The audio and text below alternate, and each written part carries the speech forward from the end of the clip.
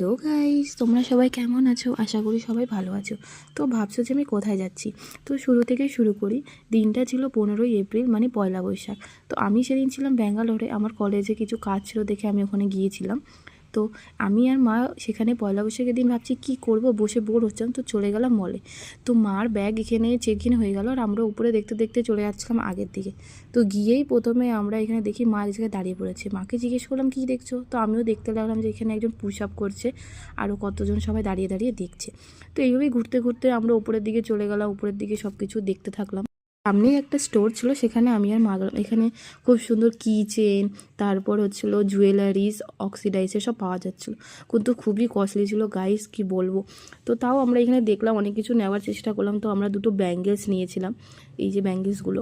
তারপর এখানে অনেক ধরনের সুন্দর সুন্দর ক্লিপস ছিল। তো এইগুলো দেখতে দেখতেই আমরা প্রায় অনেকটা দেরি করে ফেললাম। তারপরে আমি আর মা দুজনে মিলে একটু কিছু ফটো, কিছু খাওয়া দাওয়া করে বেরিয়ে পড়লাম। তো বাই গাইস, দেখাবে নেক্সট ব্লগ।